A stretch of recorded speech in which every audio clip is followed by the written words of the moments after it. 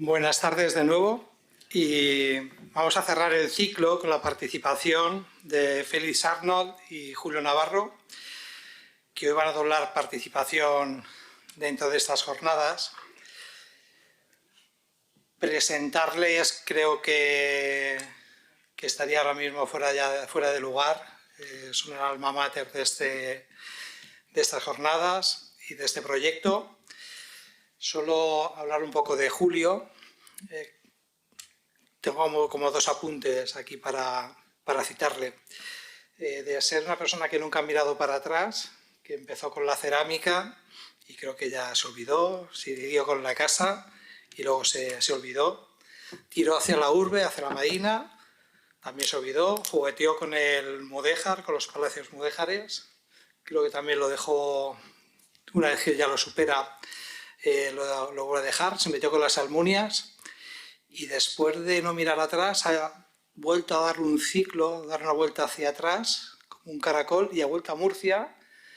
Me dijo hace unos meses, hablando de un proyecto de Laga, muy emocionado, una frase por teléfono era: lo he llegado a entender, referido al Castillejo. O sea, fue una vuelta de nuevo a su Murcia, en una fase actual en la que, bueno, independientemente de las almunias, creo que lo que más le motiva es el hecho murciano en todo esto. En el caso de Félix, pues es eso que ha hecho de Julio ser germanófilo y no afrancesado después de tanto tiempo. Y Félix es, yo creo que la concupiscencia. Hay que pensar que quién es el caballo negro en este juego, pero que está funcionando bastante bien. Van a cerrar el ciclo de conferencias con dos que de media hora vamos a unificárselas en una hora. No le vamos a hacer un parón para que empiece a hablar uno, empiece a hablar el otro, sino que creo que lo ideal es que las dos charlas, conferencias sean unificadas en una hora, y aunque Julio piense que me puede manejar, va a ser que no, y pasados los 60 minutos voy a cortar el micrófono, así que avisaré 5 minutos antes. Haré un gesto a los 30 minutos para que sepáis que estáis a la mitad, y 5 minutos antes de acabar pues lo cogeremos. El título de las dos charlas sería la Almunia de Monteagudo, el Palacio del Llanos o Jardín de Crucero, y posteriormente, aunque puedan imbricarse una con otra, el Palacio Fortificado del Castillejo, un siglo después de su descubrimiento. Y doy la palabra a don Julio Navarro. Ildefonso, muchísimas gracias por tu amabilidad y por el cariño que nos demuestras continuamente, que en algunos casos es costoso. En el caso suyo nos quiere y le resulta costoso, porque después cuando presentemos el resultado ya físico de lo del Castillejo, hay que decir que se ha podido editar como separata gracias a su generosidad. Y no solamente ese gesto, sino a otros muchos más. Me siento completamente de las personas que, además de quererlo espontáneamente, estoy obligado a quererlo. Con estas cosas y otras muchas, puedo decir que en general he sido afortunado en amores. No me puedo quejar. No siempre me ha asistido el éxito, pero no me ha ido mal. Pero con los proyectos no ha hablado de verdad. Él dice que yo los he dejado. La mayoría de las veces los proyectos me han dejado a mí. Con lo cual no es del todo. Algunos sí lo he dejado yo, es verdad. Pero muchos me han dejado a mí. Y yo pienso que en la vida lo inteligente es que cuando te dejan, cuando te cierran la puerta, es alejarte de ese momento trágico, de ese momento duro, y descubres inmediatamente otras puertas. Y eso es lo inteligente, no empeñarnos en no separarnos de la puerta cerrada. Te cierran la puerta, te alejas de la puerta y normalmente descubres que hay más puertas abiertas. Eso en parte también sucede con los amores, no empeñarse, no, ningún tipo de amor. Y por lo tanto, si eso lo sabes gestionar, pues finalmente lo llevas bien. Bueno, las dos conferencias yo creo que finalmente la vamos a hacer a la limón, pero en principio eran dos conferencias diferenciadas, pero creo que será mejor hacerlas conjuntamente, porque además es un trabajo que venimos haciéndolo a modo de trío con Pedro Jiménez y con todo el equipo. Pero en este caso, los dos que somos del CSIC entendemos que la otra cara de nuestro proyecto debe ser la de este instituto alemán que se incorporó al proyecto y que creo que desde su incorporación hemos crecido no solamente cuantitativamente, sino cualitativamente. Así que aprovecho la ocasión para darle las gracias a Félix Arnold por su generosidad en acompañarnos en un proyecto donde creo que estamos todos aprendiendo de todos y que estos proyectos, cuando son abiertos, descubrimos que todos ganamos, que cuando salimos de la pequeñez de querer siempre ser protagonista y no compartiendo, descubres que compartiendo, que siempre es difícil, tiene sus dificultades, podemos llegar mucho más allá. Y este es el caso. Bien, la novedad del Palacio del Llano, que es el objeto ahora de esta primera parte, de esta primera conferencia, no es necesario presentar el lugar, pero sí es importante dejar claro, todos conocen dónde está Monteagudo, no me detengo, pero sí convendría decir que Monteagudo está siendo objeto de investigación desde los años 80, en este caso por mi persona, en el momento que llego a ser arqueólogo municipal en torno al año 81, por ahí, y me di cuenta que había que abordar este monumento y su entorno, y se hicieron investigaciones, prospecciones, alguna que otra publicación, pero por decirlo de alguna manera hay un antes y un después con la publicación del 95 en este libro de Casas y Palacios. Y por eso, de alguna manera, pueden ver lo que se publicó en el 95. Ese plano quedó en sus inmediaciones segregado. Es decir, es una arquitectura de segregación, es una arquitectura que permite no solamente aislar la gran finca, de la cual sabemos muy poco, del perímetro ni de su extensión. Lo que sí sabemos es que hay un área palatina, que es esta, la de Mardanis, y que hubieron otras dentro de la finca. Ahora estaríamos dentro de esta área del Castillejo y en este Palacio del Llano, que formó parte de un complejo en donde el propio Castillejo formaba parte de lo que podríamos llamar un área palatina en sentido amplio, entendiendo aquí que la ubicación del Castillejo en la parte alta juega parte de una realidad topográfica que les permite a quien diseña la finca, y en este caso el área palatina, aprovechar la topografía. La topografía, en este caso, se convierte en oportunidad por una sencilla razón. En estas fincas, en llano, era importantísimo hacer arquitecturas verticales y nada mejor para hacerla que aprovechar una topografía favorable que te permite construir sobre ella el palacio que va a ser el elemento representativo en el paisaje de ese poder.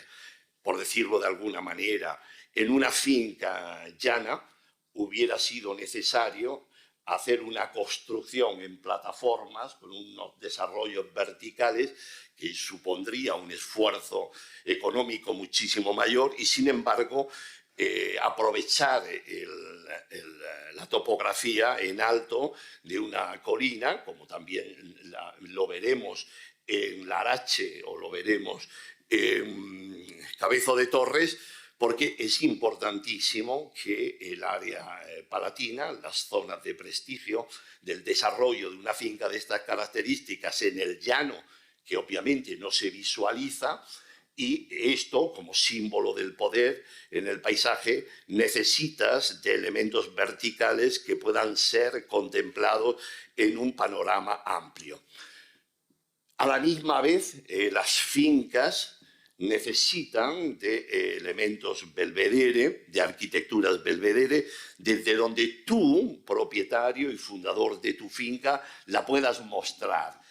En llano, la ostentación en el nivel horizontal elimina la posibilidad de contemplar una planificación de estos espacios, porque el llano oculta. El belvedere te permite la contemplación de toda la finca, de todo ese poder. Por lo tanto, hay una dualidad de intereses que se ha visto desde el exterior y que tú puedas mostrar tu interior a quien te visita.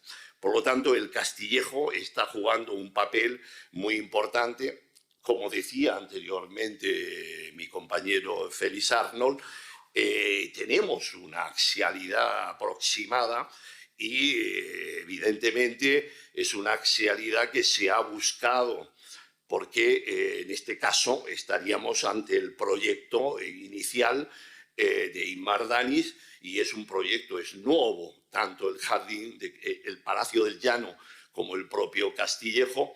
Es un diseño que lo hace el propio arquitecto, pero claro, no podemos negar que su ubicación en la zona más alta y en una topografía que tú no puedes modificar completamente, te obliga a que esa axialidad no sea total, cosa que sí la tendríamos si fuera una arquitectura que se hubiera desarrollado en llano y ese palacio se hubiera construido en una elevación artificial, porque es necesario por estas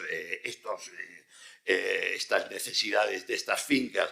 En gran medida eso lo entendemos muy bien en el Genoardo de Palermo, con las arquitecturas, tanto la Sisa, que es un edificio muy vertical, excesivamente vertical, porque todos los elementos anexos de la Sisa han desaparecido o los han destruido incluso en el siglo XX, pero no cabe duda que es un edificio en vertical, que ahora lo vemos mucho más por la desaparición de todo el complejo palatino que existió a su pie.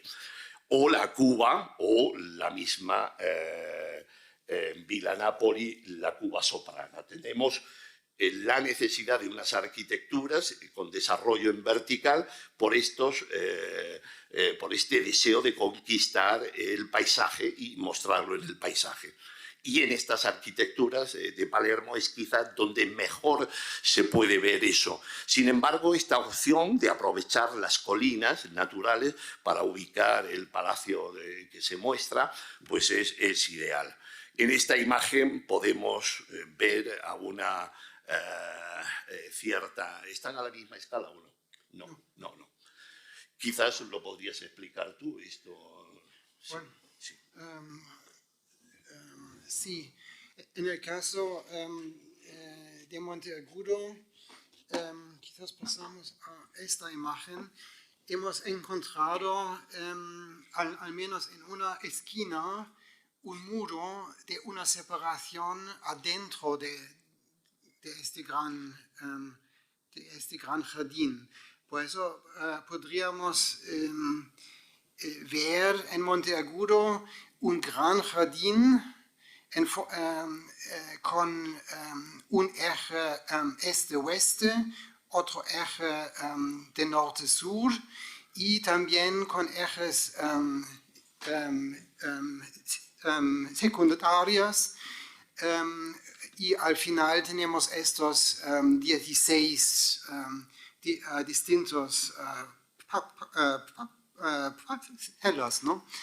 Pero en esta parte que estaba más cerca por aquí, que estaba más cerca al palacio, tenemos un jardín más restringido, y probablemente con otro tipo de también plantas, ¿no? Tenemos en este gran jardín posiblemente más frutales, ¿no? Mientras adentro plantas más exóticas, ¿no? En esta parte del jardín hemos encontrado en algunos puntos los andenes de este jardín. Son andenes más o menos amplios, con al menos el plan de tener siempre en el centro de cada andén un canal, como podríamos ver, por ejemplo, en esta foto.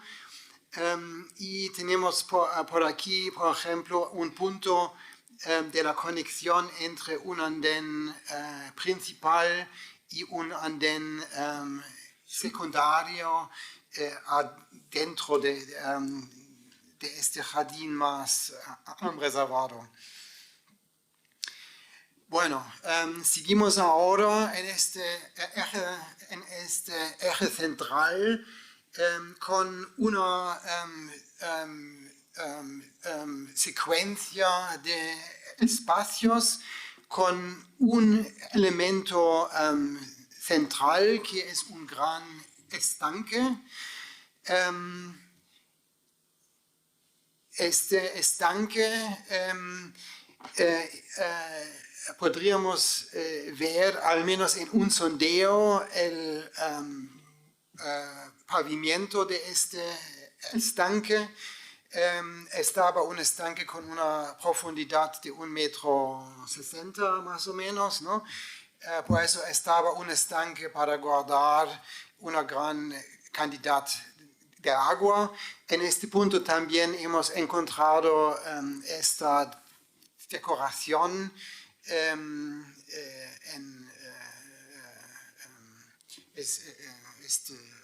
banda, lazo geométrico. Estos tipos de estanques, estamos antes de un estanque con muros alrededor. Por eso no es un estanque en el jardín, pero es un estanque dentro de un patio y ocupa más o menos toda la superficie de este patio. Es un tipo de patio estanque que conocemos muy bien del Oriente, pero también, por ejemplo, en Córdoba, con el ejemplo de la Almunia de Rumanía. En el lado oeste de este estanque tenemos una sala. Es una sala transversal con alcobas en cada lado y un pórtico en el lado oeste, un pórtico que abre a este jardín con una alberca menos grande directamente fuera de esta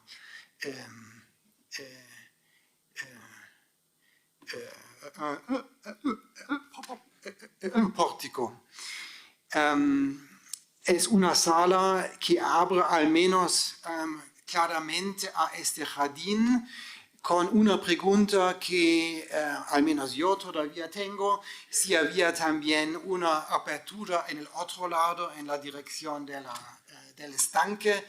En este caso estamos antes de una sala más o menos transparente, con aperturas en dos lados, pero otros, como Julio, piensa más en una sala que está cerrado en la dirección del estanque, con solamente estas puertas de conexión al patio del estanque. En la campaña de 2023 y 2024 hemos estudiado más la fachada de este pórtico, estamos ahora en esta zona, es la fachada de este pórtico y hemos encontrado los indicios de una secuencia de fases. Es una secuencia muy densa, pero es un reflejo de cambios en el diseño de este pórtico y su fachada. Tenemos una primera fase que en la planta está en rojo, son solamente estos puntos. Este estaba el plan original para la fachada de este pórtico. Una fachada simplemente de 3 arcos, el arco central un poco más amplio y con 2 arcos, uno en cada lado.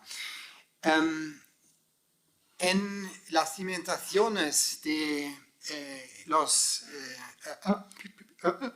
pilares de estos arcos tenemos los indicios de una deformación muy fuerte. No sabemos muy bien la causa para estas deformaciones, pero claramente estaban deformaciones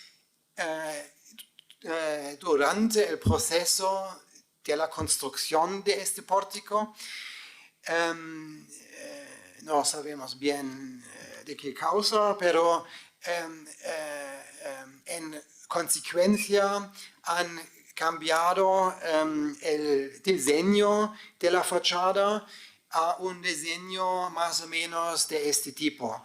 En el centro tenemos este arco amplio, pero en cada lado ahora 2 arcos mucho menos grandes, aperturas geminales y probablemente en este caso con fustes de columnas. Es un tipo de una fachada que conocemos muy bien, por ejemplo, del patio del yeso en Sevilla, que normalmente pensamos de la época almohade. Ahora hay una discusión en Sevilla si este edificio viene de unos años anteriores, pero da igual, en el caso de Monteagudo tenemos este tipo de fachada. Es muy interesante que también en la Alcazaba de Almería tenemos una transformación de la fachada de la sala principal, también parecido de una fachada anterior a una fachada con este arco central con 2 arcos en cada lado. Y después tenemos una tercera fase, es una fase de una reconstrucción. Podríamos ver que en todas las partes han rehecho todo el edificio. En este caso, a una fachada mucho más simple. Tenemos ahora 3 arcos más o menos iguales. El arco central es solamente un poquitín más amplio, pero más o menos es una fachada ahora mucho más simple y menos alto también. También con estos cambios en la fachada del pórtico tenemos en el lado del edificio el añadido de una crujía encima del andén de la fase anterior. Podríamos ver en esta foto el andén de la fase 3 y encima la crujía de la fase 3. Con este cambio es no solamente una ampliación, pero es un cambio en el tipo en la morfología de este edificio Anteriormente estaba solamente un patio de estanque con una sala y ahora más es un edificio, un patio con salas en todos sus lados. Sí, ¿tú sigues con...? Bien, en la otra zona, en la primera, la que se excava en el 18, encontramos las fases mardanisíes, que son las que aparecen con estos pavimentos de piedra que encontramos y se ubican aquí. Este vano es este, que pueden ustedes ver, y los zócalos pintados que descubrimos en esta zona. Es decir, de alguna manera el palacio del siglo XII, el Palacio Mardanissí, en sus dos fases, que en esta zona no quedó tan claro, en la zona del patio del estanque es clarísima sus dos fases, los dos momentos, el momento fundacional y su transformación tras lo que creemos fue la primera destrucción almohade y su reformulación, pero sin embargo aquí lo que pudimos ver es el horizonte del Palacio Andalusí tardío, representado por estos pavimentos que tienen aquí, y debajo en el sondeo solamente encontramos esa fase Mardanissí sin poder decir si esto es primera o segunda fase. Hay datos que apuntan a que el vano, por ejemplo, este vano no es un vano sobrevenido, abierto, no tiene definición de jamba y por lo tanto podríamos pensar que estamos en una apertura en un momento que correspondía o podría corresponder al segundo momento de la fase Mardanissí. Ya en la parte superior, en la ocupación del Palacio tardío, el Andalusí tardío, quizás el elemento más claro que se pudo identificar era un área de patio bien identificada, todo esto sobre las ruinas del Palacio del XII y lo que pudo ser una puerta de acceso monumental, que es esta. Estos serían los restos que nos permitieron hacer esta propuesta de reconstrucción en este palacio post-Mardanissí. Estos pavimentos, como los pueden ver aquí, aparecieron en los pórticos, en la zona porticada de este patio de acceso al Palacio Tardío, y esto es una propuesta de reconstrucción de lo que sería este frente desde el interior del patio.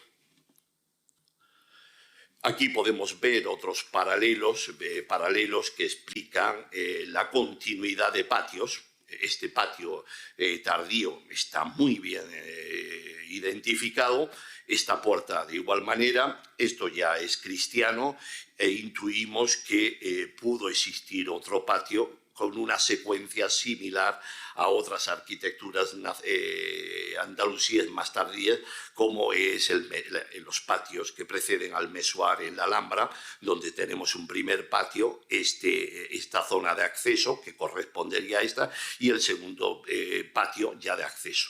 Lo que encontramos aquí es a una menor escala que lo que es en la Alhambra, pero el modelo lo seguimos viendo en los palacios nazaríes, la secuencia de dos patios como espacios precedentes a la entrada del palacio propiamente dicho. Ya la fase quinta, la fase del 13, que en algunos casos tenemos dificultad para saber si es andalusí o cristiana del primer momento, incluso de época alfonsí, tenemos en este caso este patio que amortiza la entrada al palacio. En principio, la presencia de este patio es una señal de desarticulación del Palacio Tardío, y esto más bien apuntaría a una realidad ya castellana y probablemente obra de Alfonso X. Aquí podemos ver y hacemos un pequeño resumen del tema hidráulico dentro de las zonas de palacio. En esta sección, que es muy interesante, podemos ver una evolución de los canalillos los canales más antiguos hasta ahora identificados y a las fases mardanisíes a las que pertenecen. Por lo tanto, tenemos canalizaciones muy bien fechadas, la tardía y finalmente la fase quinta, que ya desarticula también el propio palacio. No solamente ese patio, hemos hablado, desarticula el palacio, sino que la construcción en esta fase también. Para la fase más antigua tendríamos este canal que recorre los andenes. Tendríamos la fase siguiente, que es esta, que corresponde a este canal, como lo pueden ver, y a la canalización que tenemos aquí abajo, y tenemos la última, que es esta. Está destruida, pero el canal debió estar a esta altura. Esta sería la fase anterior y la más antigua sería esta. Es decir, a esta fase 4 correspondería a esta, la 5 es esta, y en esta zona más baja tendríamos la fase más antigua. Y la quinta, en altura, la podemos ver y además en una anchura de canal muchísimo mayor. En este caso es interesante observar cómo esta fase quinta lleva consigo la construcción en esta zona de un acueducto que rompe radicalmente la comunicación con el área palatina. Y esto es lo que nos hace pensar en que podríamos estar en una fase castellana o en una fase tardía, más tardía aún, podría ser Udi, cuando planteamos la posibilidad de que Ibn Hud está construyendo Larache, su área palatina, y por lo tanto esta ha quedado ya semi-abandonada. Sí, sí. Pasamos a la otra conferencia, tal y como estaba prevista en el programa. ¿Cómo vamos de tiempo? 25 minutos. Menos tiempo aún. Bueno, para el palacio ya enfocando lo que sería el edificio palatino del Castillejo, de nuevo plantear que el estudio previo, creo que más completo, es el del 95, o por lo menos de donde nosotros partimos. Después del 95 seguimos trabajando y otros también han trabajado, no hemos sido los únicos, pero realmente yo creo que para el Castillejo ha sido poco lo que se ha hecho, y creo que el salto cualitativo se ha dado con estas últimas investigaciones que hemos desarrollado, que superan con creces no solamente lo que en su día hicimos en el 95, sino que creo todo lo que se ha venido haciendo hasta ese momento de lo que es propiamente el análisis del Castillejo. Ildefonso decía que lo llamé y le dije, por fin entiendo el Castillejo. Y es verdad, el Castillejo en gran medida era un enigma, un edificio que no se terminaba de entender. ¿Qué es lo que ha permitido que en los últimos años nosotros podamos entenderlo? Pues ha sido un estudio exhaustivo de fuentes, de archivo, que nos han permitido, en primer lugar, conocer la intrahistoria de la excavación del Castillejo, que no terminábamos de entender, la desaparición de la información, qué hacía Andrés Sobejano allí, qué papel desempeñó Torres Balbás, Gómez Moreno, Cayetano de Mergelina. Todo esto no estaba ni esbozado. Sabíamos que, obviamente, Sobejano no publica nada, lo cual era extrañísimo.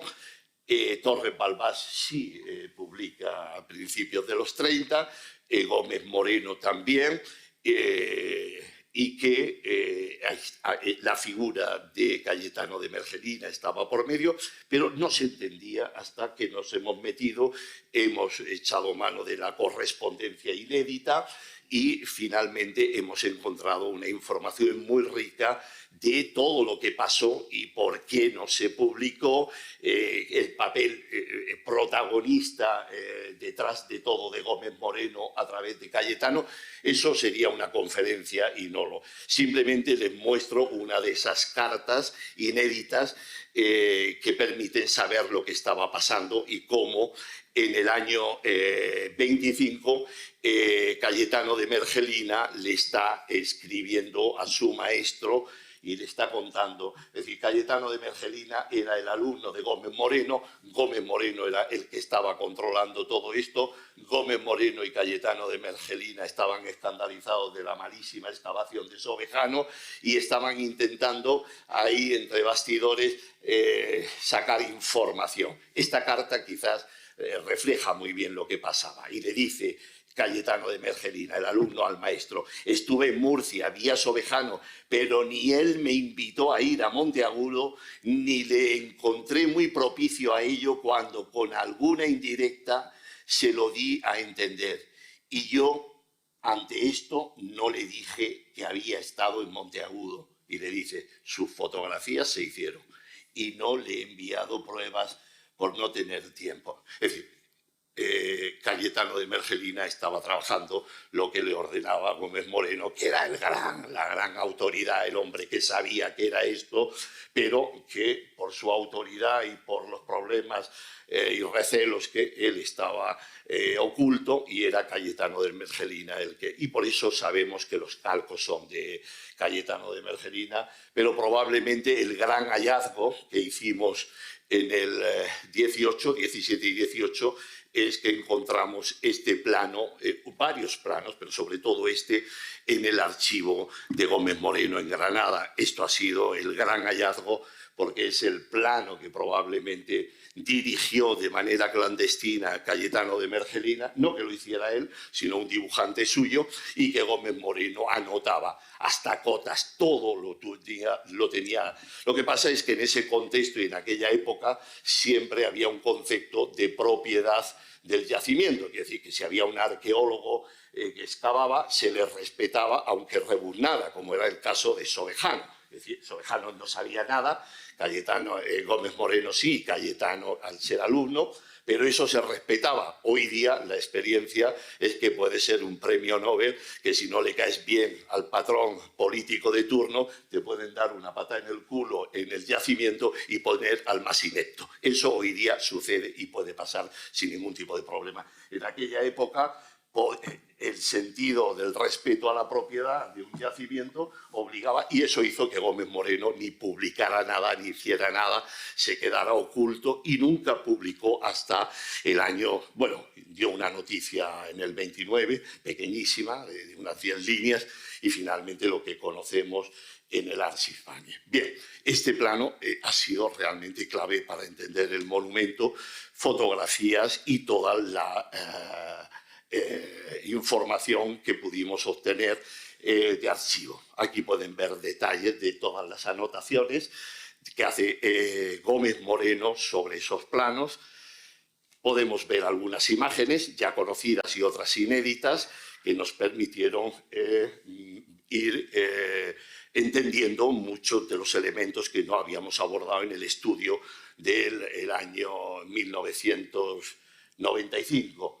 Entre ellos, esas torres que en estas fotos todavía estaban en pie, que no habían sido demolidas, y que su estudio pues, ha dado una información muy relevante para entender el sistema de elevación de agua al Castillejo. Aquí podemos ver algunos de esos elementos de las propias torres e incluso de la noria que permitía la extracción de agua, como pueden ver en esta zona y esta torre, un sistema de elevación que es necesario estudiar, pero que todo apunta que era el sistema por el cual se podía subir el agua al Castillejo. Esto es uno de los datos novedosos de este artículo que tendrán ya ustedes en sus manos, o esta imagen, que es relativamente reciente, del año 60, que es la demolición del Castillejo.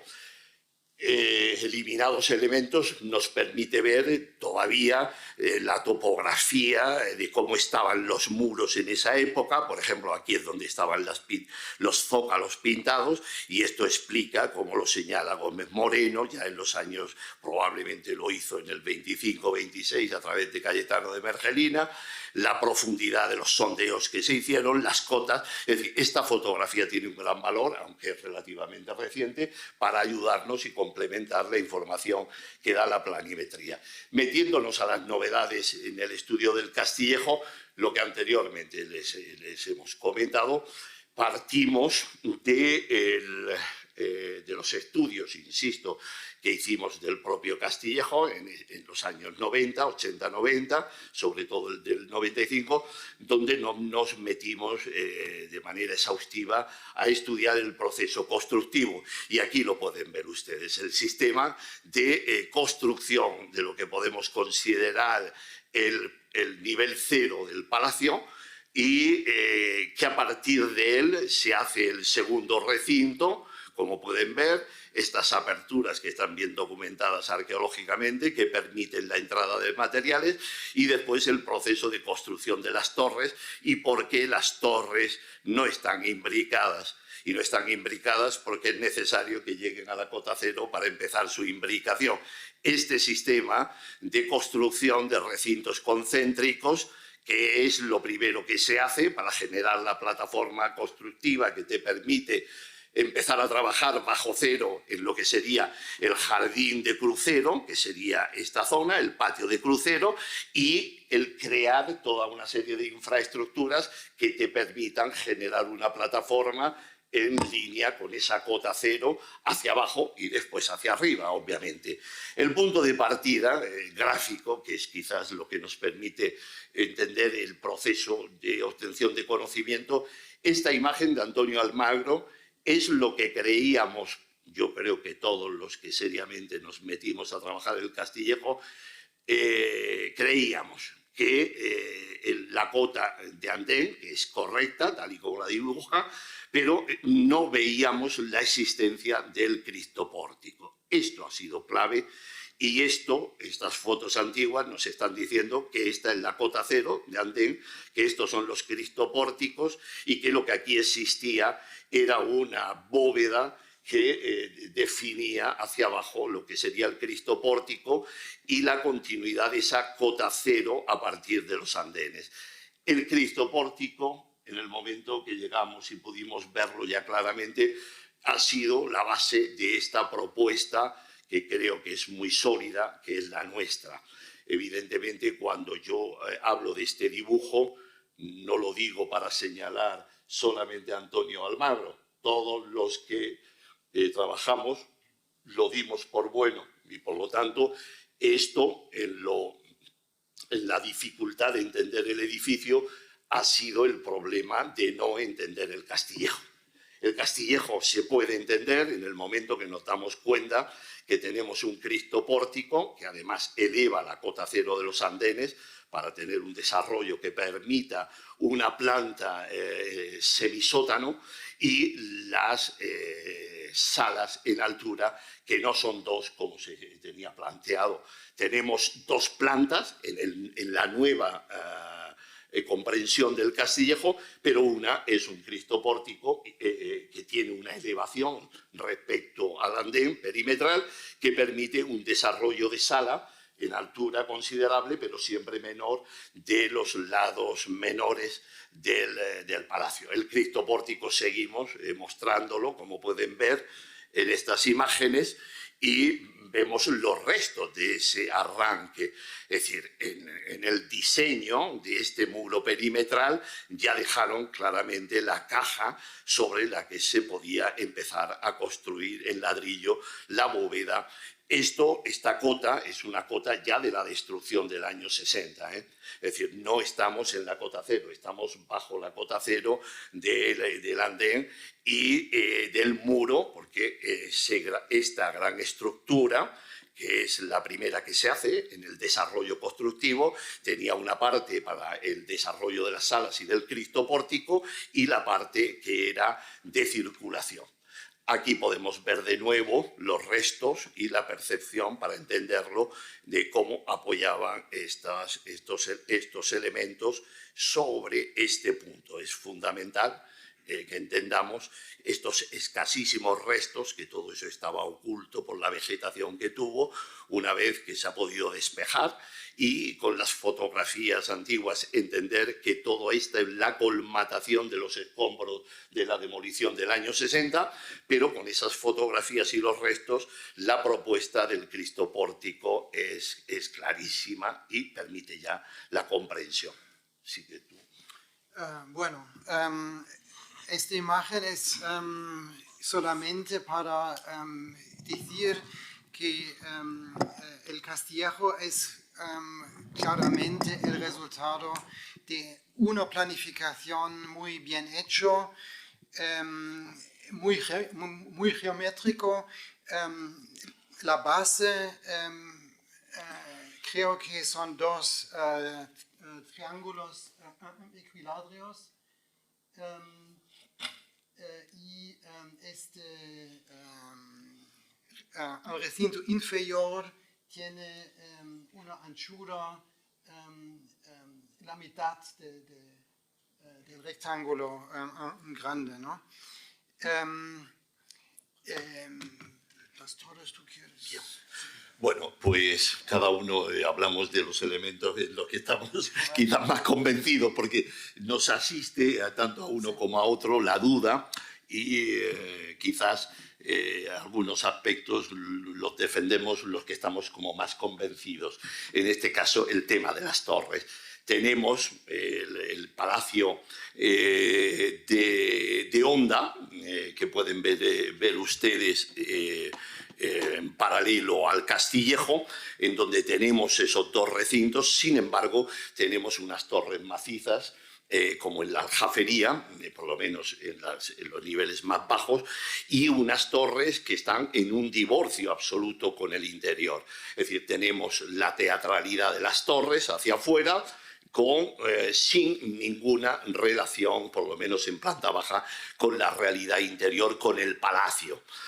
No solamente el paralelismo es que tenemos dos recintos, como lo podemos ver aquí, sino que tenemos también este despliegue de torres en el Palacio del siglo XI y también en el Castillejo, a diferencia de que en el Castillejo todo esto son habitaciones que permiten que desarrollemos un programa de organización espacial de la zona noble, más protocolaria y pública, entre comillas, dentro de que el palacio no es público, pero por decirlo, la zona más protocolaria, en donde tenemos este desglose, estos núcleos de los frentes menores con las albercas, y 4 núcleos de ángulo. Esto es una organización previa y que la conocemos de antiguo y que en este caso en el Castillejo solamente se puede hacer estos núcleos porque estos son habitaciones y además habitaciones importantes. Si nosotros no tuviéramos unas torres habitables, unas torres residenciales, nos encontraríamos prácticamente con una imposibilidad de plasmar esta organización de patio principal, patio protocolario con sus 2 frentes y los 4 núcleos. Eso aquí se puede llevar con este desarrollo en número y en espacio que permite unas grandes torres de ángulo para las habitaciones de estos núcleos y unas torres menores que yo ya en el 95 y Pedro Jiménez también pensamos que podían ser letrinas de cada uno de estos espacios. Hay que entender que solamente nos podemos comunicar con estos núcleos a través del jardín de crucero y por unas escaleras, con lo cual la necesidad de unas letrinas en cada uno de estos núcleos lo hace conveniente. Y esto es lo que de alguna manera permite entender que el Castillejo no se está inspirando ni en Honda ni en la Aljafería de Zaragoza. Sin embargo, este Palacio de Ashir, con este núcleo principal central y los núcleos de ángulo, con las torres residenciales, con función residencial, y también con los contrafuertes que en este caso rompen la continuidad de un muro que siempre funciona mal. Pero aquí es donde de alguna manera podemos entender mejor que el precedente, de buscar un precedente, hay que irnos a este ejemplo, es el que por ahora identificamos como mejor ejemplo. Aquí tenemos un desglose de lo que serían los diferentes niveles en el Castillejo. El nivel más bajo, que sería el acceso a través de esta rampa a esta plataforma, en donde tendríamos la escalera que permite el acceso al núcleo superior y un núcleo de ángulo que tiene un desarrollo vertical que permite que tenga una puerta que más adelante señalaremos. Esta planta más baja sigue la que pueden ver aquí, que son los cristopórticos con los núcleos de ángulo, y a una cota mayor tendríamos los salones en el área protocolaria, como los podemos ver aquí. Esto sería el nivel más alto de estos tres niveles que estamos identificando.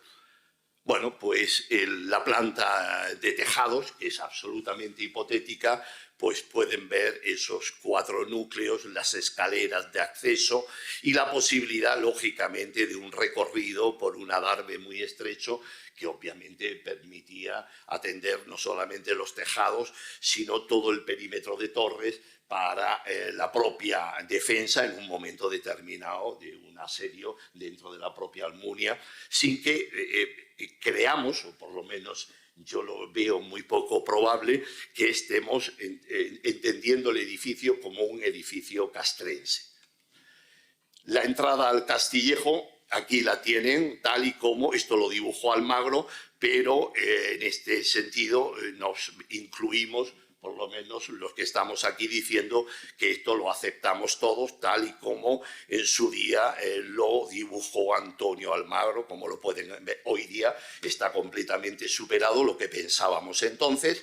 El estudio actual lo que nos permite es ver que tenemos una escalera, que no es hipótesis, existe, que tenemos un vano, que sería el acceso, y sin embargo la solución axial de balcones con una finalidad, no sabemos si el de arriba, probablemente fuera el de abajo, por donde se podía mostrar el emir ante una audiencia en esta plataforma. En la cota más baja, por eso hemos señalado esta planta de cotas más bajas, tendríamos este acceso F que probablemente daba a una zona de baño, de sala protocolaria de recepción sin entrar al palacio. Hay una complejidad en 3 plantas muy interesante y que probablemente la excavación de información. Esta es la puerta que se ha podido descubrir. No queda resto, esto nosotros no lo hemos excavado y por tanto no podemos decir nada de detalles arqueológicos, pero debió existir una escalera, el acceso lo tenemos aquí y aquí hay un roto que ya de antiguo era comentado a principios del siglo XX, incluso repararon quienes en su día comentaron este vano, y aquí hemos encontrado el machón, la excavación encontró el machón que permitía de alguna manera a través de una rampa llegar a esa cota. Un detalle de ese acceso desconocido, y este otro acceso sin excavar por el otro lado, el frente oriental, en donde pueden ver esta puerta, y aquí el interior, que el día que se excave es de desear que se haga con una máxima cuidado metodológico, porque son espacios muy expoliados, serían escaleras de ladrillo y todo eso es material constructivo. Obviamente, si no se sabe qué es lo que había, un material expoliado en unas excavaciones que normalmente no se hacen dentro de un proyecto que reflexione previamente antes de la excavación para saber qué es lo que te puedes encontrar, en un expolio de todo eso, lo más normal es que no encuentres nada. el acceso exterior, el de la plataforma, pues creemos que estaba en este eje, rompe completamente lo que pensábamos de un acceso lateral.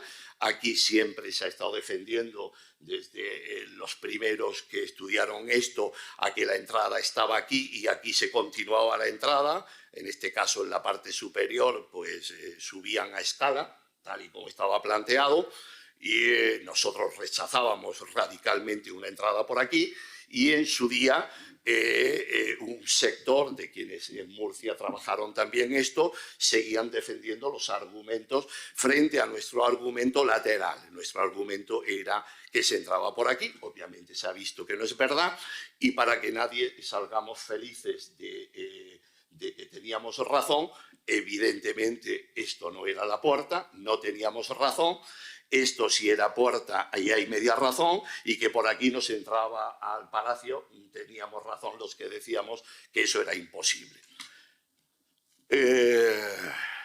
Bueno, en principio, nosotros que no hemos tenido nada que ver con la excavación de esta zona, no sabemos nada respecto a si apareció algún resto arqueológico que permita sostener una rampa de acceso y después otra rampa y unos pavimentos, pero insisto que unas estructuras de materiales expoliables dejan muy pocos restos, y si no hay una excavación metodológicamente hecha con una conciencia clarísima de qué se busca, porque a la excavación no vamos a ver qué encontramos, sino que previo a la excavación tiene que haber una seria reflexión que nos permita y nos autorice a intervenir en ella para poder ser capaces de que los pocos restos que pueden quedar tras un expolio lo identifiques. Si eso no se da, no existe posibilidad de identificar nada. Con los restos, obviamente, de lo que hay,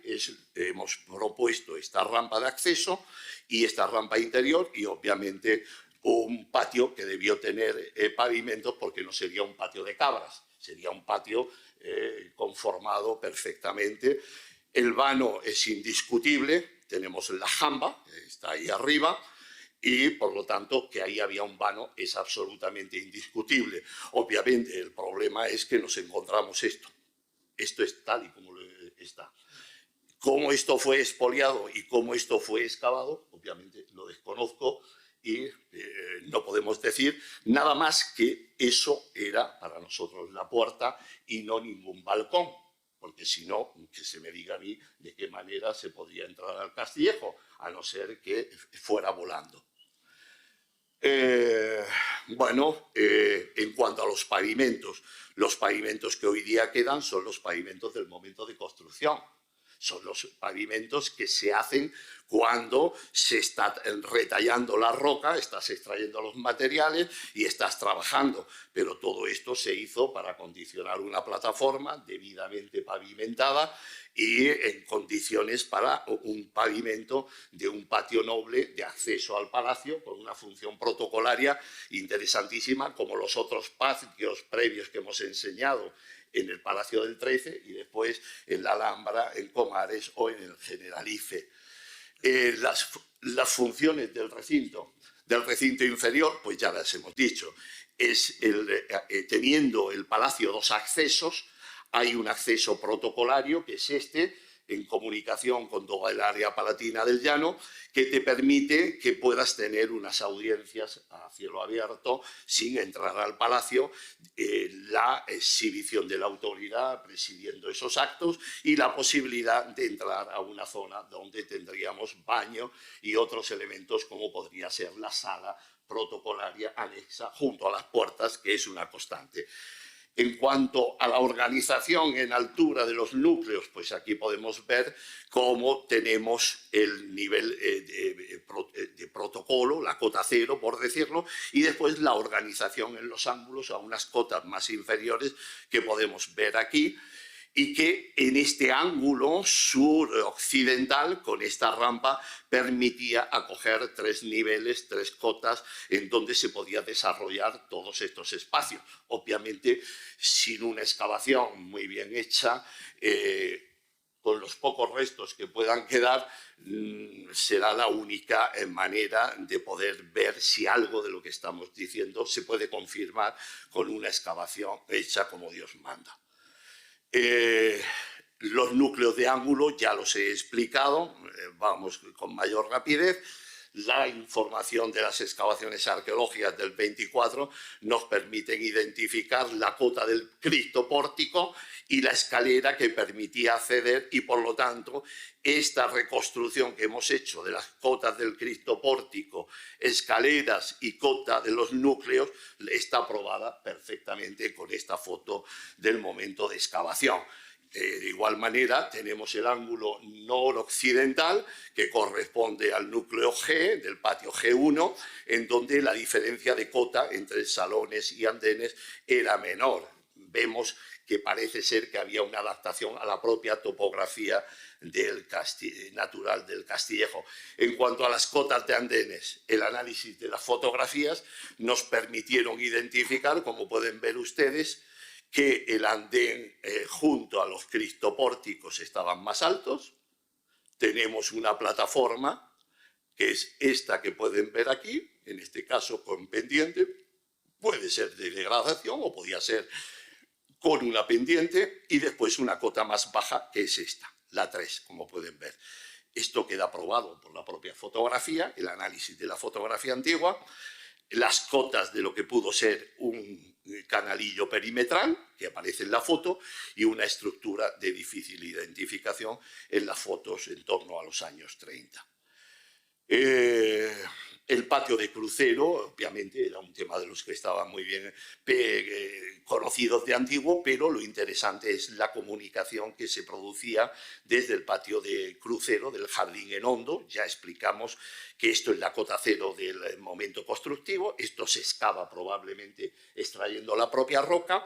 El cristopórtico, entendiéndolo ya en una pendiente, tendríamos que entender que había una roca que fue todo tallado. El cristopórtico necesariamente se hacía en ladera, y la comunicación a través de estos vanos que están muy bien documentados, no solamente en las planimetrías que hemos hallado, esta es la propuesta de reconstrucción, el arco de ladrillo, que lo comenta perfectamente Gómez Moreno, ladrillo, todos estos detalles tan magníficos, es esto, y por aquí abajo se producía esa comunicación de toda la infraestructura de los cristopórticos, de los núcleos con el jardín. De alguna manera, se permitía que todo ese nivel inferior de vivienda pudiera llegar en algunos momentos a algunas de las partes del propio jardín.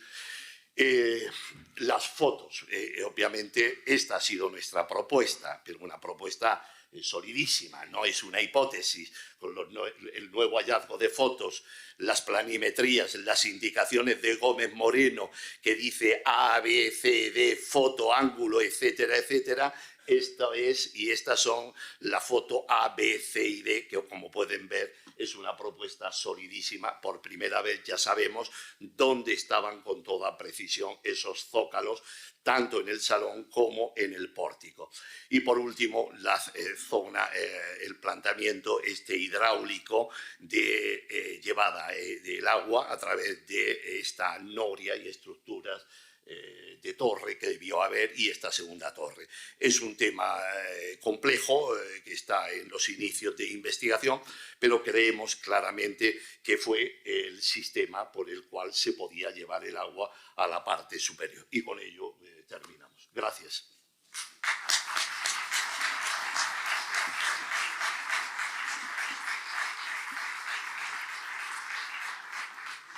Bueno, nos hemos comido 7 minutos, yo creo que por una buena causa. Vamos a intentar ajustarlo dentro del debate, pero como luego tenemos un periodo de presentación de lo que es el libro, de lo que es el artículo, creo que queda encajado. Abrimos el turno de preguntas. Carlos.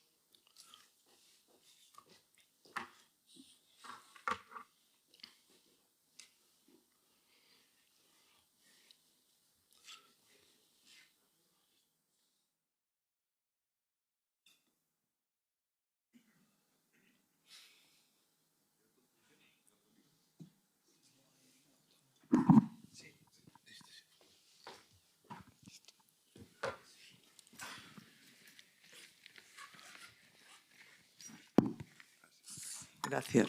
En primer lugar, agradecer a Julio y a Félix Arnor la magnífica conferencia. Yo hablo desde un punto de vista absolutamente profano y posiblemente sorprenda una pregunta tan simple.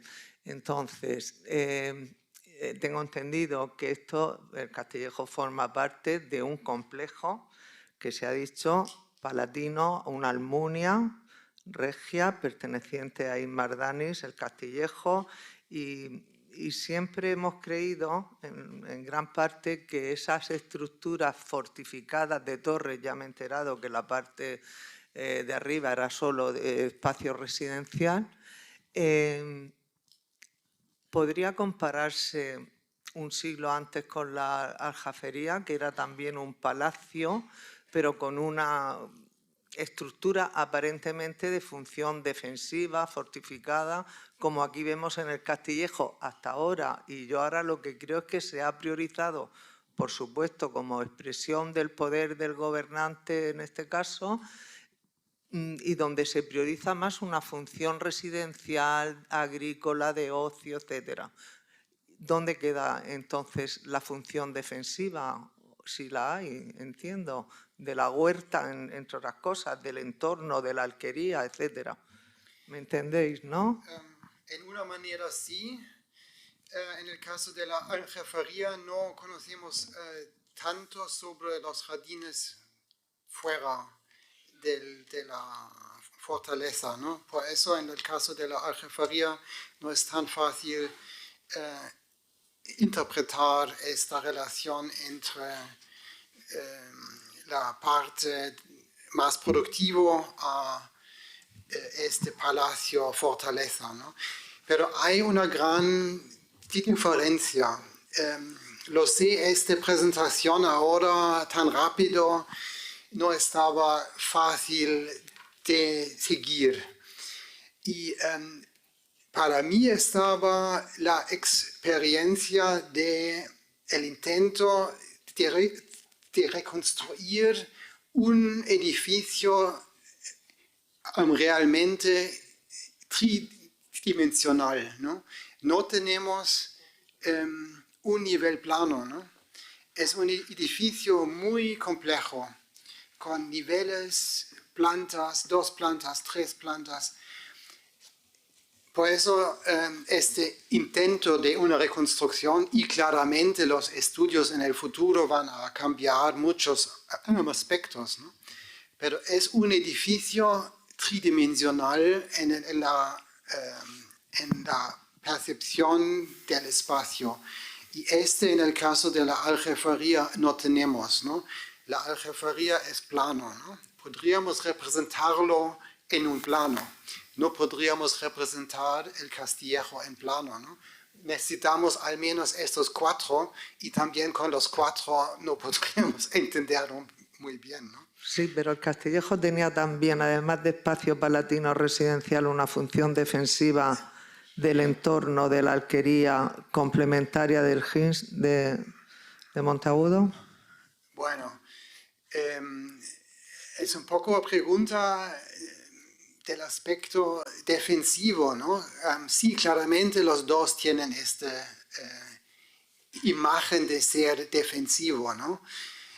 Tengo duda en el caso del Castillejo si finalmente han pensado mucho en esta función, ¿no? En el caso de la aljafería quizás un poco más, pero no sé, quizás Bernabé puede participar en esto. María, tú ya sabes que mi estilo es más, contundente, en gran medida porque lo veo desde la historiografía local. Y la historiografía local es que defendía que estos edificios era un perímetro de defensas de la ciudad y de todo. Todo eso no es verdad y hay que decirlo claramente. No es verdad. No hay nada de eso. Es que nada. Pero yo es que así creo, lo he entendido, pero quería que lo dijeseis con más claridad. Pero en este caso lo digo yo, porque cada uno nos movemos, y en el caso de Félix, no ha estado en la historia murciana ni está sumergido todavía al peso de todas las lecturas tradicionales que se han hecho de ese perímetro defensivo. Yo por eso sí soy contundente. Es necesario desmontarlo porque si no, no entendemos nada. No hay nada de eso, nada.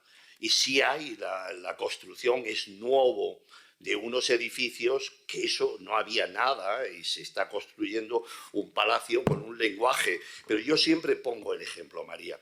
En la periferia de las ciudades de principios del 20 tienes una serie de residencias de las élites, te estoy hablando 1910, 1915, que su tapia es almenada y tiene hasta garitas en los ángulos. Es decir, la arquitectura, que ha querido ser de prestigio hasta el mismo siglo XX, ha estado utilizando un lenguaje castrense, porque es un lenguaje de prestigio. Y por eso en esos palacetes de principios de siglo tienes ese lenguaje castrense. Y esa residencia del señor de turno de las élites de principios del 20 era militar, no, nada, era teatral. Y tengo que coger y deciros que es lo mismo, aunque, quiero decir, no hay nada en el Castillejo en función de un programa de defensa de la huerta ni nada de nada. Es que no, es que...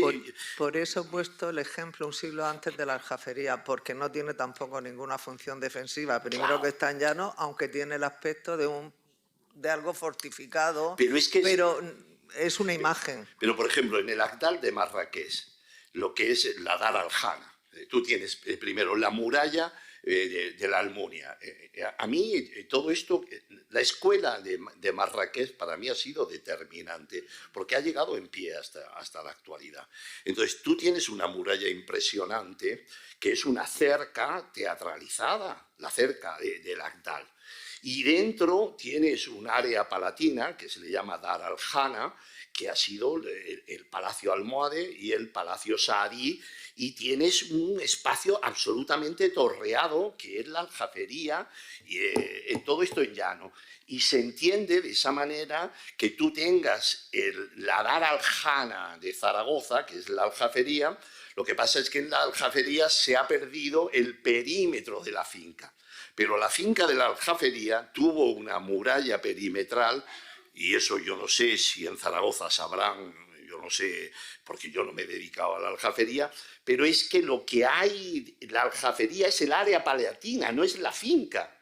Como aquí tenemos un área palatina que tenía también su muro perimetral. Y se utiliza siempre estas torres y todo este lenguaje como lenguaje del poder, pero no hay ninguna estrategia de defensa de la huerta, como se decía.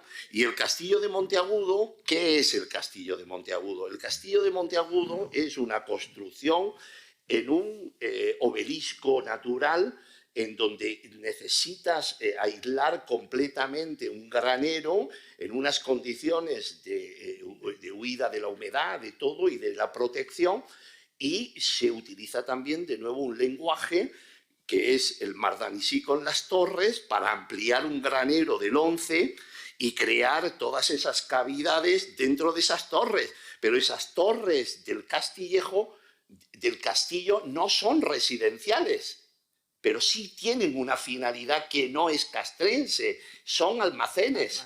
Cada una de esas torres de la parte de arriba son almacenes, pero hay un lenguaje exterior en donde lo que se está pretendiendo es, a través de una arquitectura residencial, que su función es residencial, expresas el poder, y en un granero estatal, en un almacén estatal, estás utilizando también el mismo lenguaje. Y todo eso, en la tradición en Murcia, lo que se ha entendido es que eran fortificaciones del valle y todas las historias que tú bien conoces. Y por eso soy taxativo, porque es que es necesario desmontar, eliminar completamente ese horizonte interpretativo, porque es que nos costará seguir avanzando, por más que algunos ya lo tengamos claro. Pero quería escucharlo. Lo que has dicho de cartón piedra ahora ya está rotundamente claro. Gracias. Nos quedan 4 minutos más para alguna pregunta.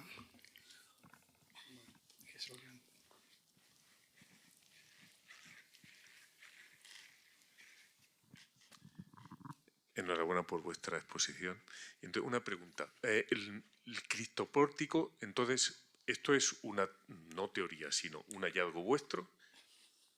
Pregunta. Sí. Sí, correcto. Y entonces, ¿la excavación que se está haciendo ahora actualmente lo tiene en cuenta? ¿Va a tener eso consecuencias, el seguirlo o no? Pues eso habrá que preguntárselo a quienes están promoviendo todo eso. No, quiero decir... Y tú ya sabes, Sí, yo creo que no te tengo que explicar lo que tú ya sabes. Quiero decir, aquí hay un proyecto internacional con dinero de proyectos nacionales competitivos que venimos trabajando, primero, en el caso mío, desde los años 80, con proyectos de hace ya muchos años de esto, y lo que pasa es que hay un completo divorcio, y bueno, pues yo creo que tú lo conoces. No, es que me estoy viendo... ¿Qué? No, que estoy viendo, hay cosas nuevas, por ejemplo, los accesos, esta y tal, que entonces, como tú dices, una intervención sin una planificación previa, consolidada, serie y demás, nos puede llevar a errores, ¿no? No solamente nos puede llevar a errores, nos puede llevar a destruir los pocos testimonios arqueológicos que nos queden. Porque en arqueología, vamos, la arqueología seria no es la arqueología que voy a hacer hoyos para ver qué me encuentro. La arqueología seria es la que, previo a la excavación, hay primero un equipo que sea capaz de pensar por una formación de años y por una especialización. Unos proyectos de investigación reconocidos por las instituciones y una dedicación a esos temas. Y previo a picar, lo que te metes es a reflexionar. Y solamente cuando ya has reflexionado mucho, excavas. Porque la excavación, toda excavación es destructiva. Lo que pasa es que no es lo mismo que tú un manuscrito lo vayas transcribiendo perfectamente y lo vayas fotografiando y vas rompiendo las páginas y queda al menos la documentación precisa, que sin saber qué es ni nada, pues lo destruyas. La excavación arqueológica, por definición, es destructiva. La prospección no, pero la excavación sí. Pero todos los que excavamos destruimos. Por eso hay que ser muy serio. Es decir, este trabajo hemos decidido adelantarlo porque somos conscientes del peligro que se corre en el Castillejo. Y queremos dejar constancia de lo que creemos que hay y que hay que buscar, porque las posibilidades de que eso se pierda en una excavación son altísimas. Sobre todo en excavaciones, en yacimientos donde se ha producido un expolio. Quiere decir, esos monumentos han sido abandonados y se han convertido en cantera. Quiere decir, todo lo que era piedra y ladrillo era expoliado. Pero eso siempre deja señales. Una excavación meticulosa, que no esté sujeta a plazos, ni a concursos, ni a ver cuánto vale el metro cúbico de excavación. Esas excavaciones corren el peligro que estén en función de objetivos que no sean los estrictamente científicos, con independencia de la capacidad o no que tenga quien la haga. Entonces, el Castillejo es un monumento maldito, excavado en el año 24 y 25 en unas condiciones pésimas. Gómez Moreno, ya en su época, se escandalizó de lo que allí estaba sucediendo y se explica lo que sucedió, que le hizo la guerra, obviamente, a Sobejano. Sobejano debió salir malherido de todo eso. Él no quiso jamás publicar nada ni hacer nada, y todo eso lo explicamos en el artículo que tienen todos ustedes, o deben tener todos ustedes, que es el que todavía no ha salido, saldrá en el Madrid en enero, pero como primicia, Ildefonso se ha ocupado su empresa de convertirlo en una separata que se les va a dar o se le ha dado a todos ustedes. Bueno, ya no sé por dónde iba. Por lo menos es preocupante. Hay una cuestión siempre en las profesiones, y es que si somos arquitectos o somos médicos, ¿cuál es el resultado final? Si actuamos de la misma forma, ¿no? Si actuamos de la misma forma. Pues eso. Ahora, el Cristo pórtico no es una hipótesis, es una realidad absolutamente indiscutible, es un hecho incuestionable. No entra en lo que podríamos llamar hipótesis sólida ni nada de nada. Y esto es la llamada telefónica con Hilde. Cuando nos dimos cuenta, le dijimos, ahora ya entendemos el Castillejo, porque sin el Cristo pórtico no se entendía. Tenemos 8 minutos para concluir el acto, la presentación o alguna pregunta más. Lo que Vamos a ver, yo creo estimes. que es innecesario presentar. Por eso. A todos ustedes les han dado un ejemplar. Sí. A quien le falte, que levante la mano y se le dé un ejemplar. Pasad y se lo dais.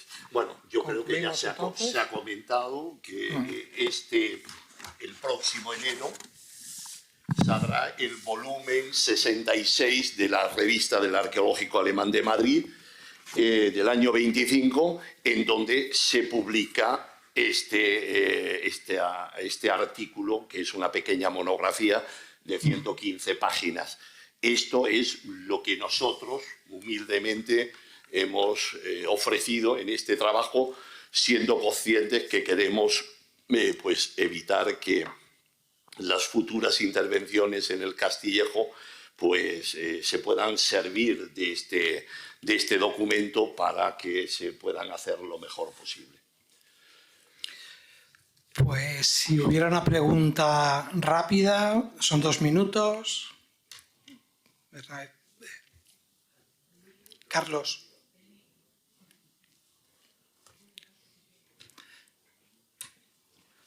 Y respuesta de 1 minuto. ¿Qué?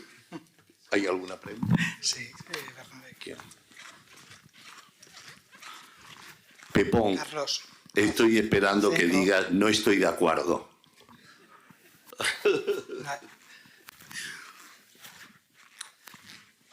¿Quién era Bernabé?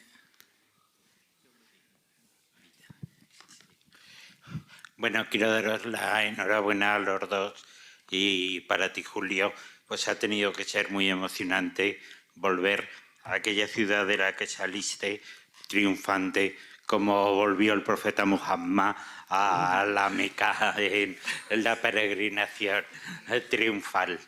Quería preguntaros si tenéis la impresión de que pudo existir un baño.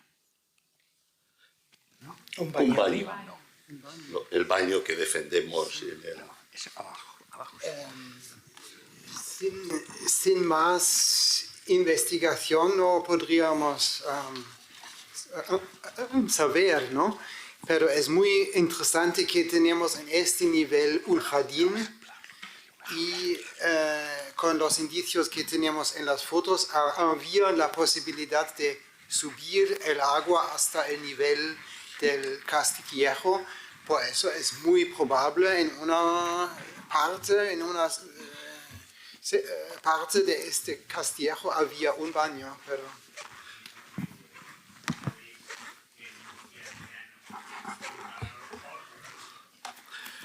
Bernabé, la hipótesis es que en este ángulo, en este núcleo de ángulo que tuvo 3 plantas, es donde yo, que soy más arriesgado, menos prudente que Félix, esto es lo bueno, que nos juntamos en un mismo equipo, prudentes e imprudentes, pues yo sí defiendo que el baño estuvo aquí. Y como a mí no me produce temor plantear hipótesis que en un futuro pues puedan venir abajo. Quiero decir, este palacio para mí es imprescindible que tuviera baño.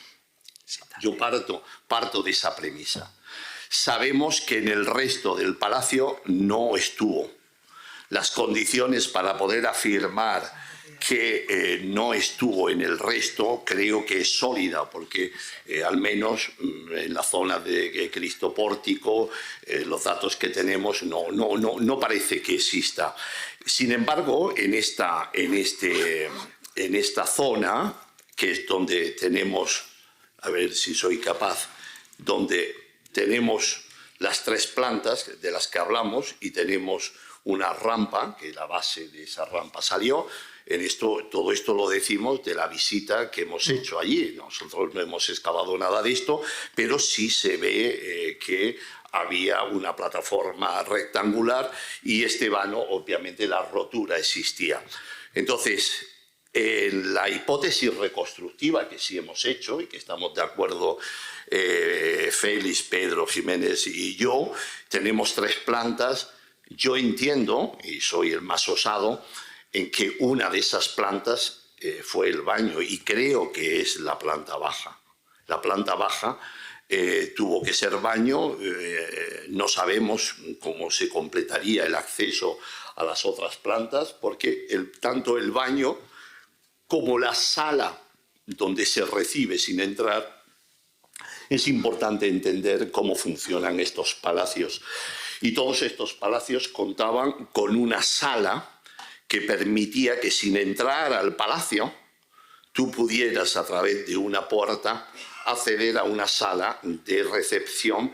Desde el interior se accedía a la sala y desde el exterior el visitante podía entrar. Eso permitía que tuvieras en todos los palacios ese espacio de transición. Para mí, la hipótesis es que esté también ahí. Bueno, paso la palabra ya a Diego Rivera para cerrar el ciclo. Bueno, pues agradecer a todos los asistentes y a los centenares de amigos que nos han seguido en directo a través de la televisión de la Universidad de Murcia, del canal de televisión.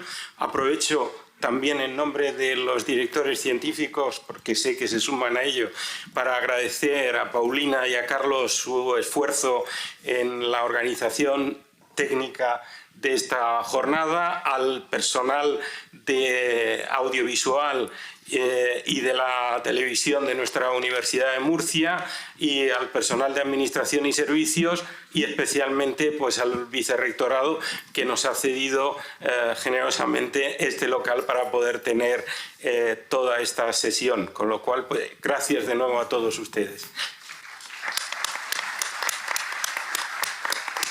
Bueno, y perdonen, gracias a todos los ponentes que han venido generosamente a compartir su conocimiento con nosotros.